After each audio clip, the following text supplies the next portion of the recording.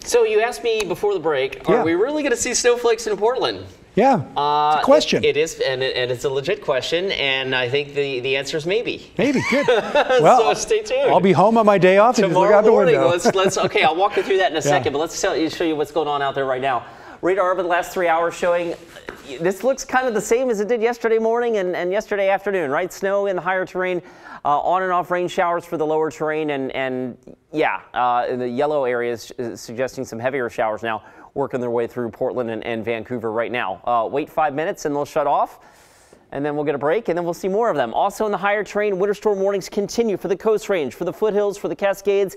Winter weather advisories across some of the higher terrain in central and eastern Oregon as well. The Ochoco Highlands out towards the Blues and the Malawas.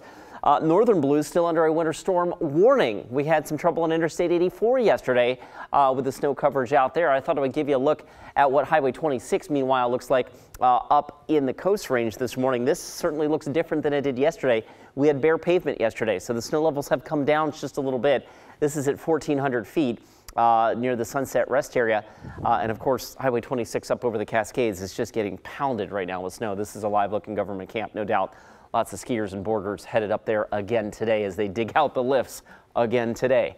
42 degrees last check at PDX elsewhere, up and down the I-5 corridor. We're 41 in Vancouver, 39 Tigard, slipping south into the Willamette Valley, 39 a popular number. Corvallis, Salem, Kaiser, McMinnville, all checking in with 39 degrees. The setup today, much like it was yesterday, we've got cold low pressure here that is drifting over us from the Gulf of Alaska, kind of reinforcing the cold that's already been in place, right? And embedded within this flow, there's lots of little areas of low pressure as well. We've got one that's coming ashore this morning, the next one that comes ashore probably overnight tonight, and the next one that comes ashore on Tuesday morning. These are kind of lined up here, ready to follow this storm track into the cold air. And so that does bring the possibility of at least some morning snowflakes in the Willamette Valley tomorrow morning. And I'll show you that here on Futurecast. We'll walk through the day today. Again, numerous showers and possibly some rumbles of thunder in our forecast today. Those continue into the afternoon. All the while, the snow will be a little bit more continuous up in the Cascades, and that's why it continues to just really, really pile up there.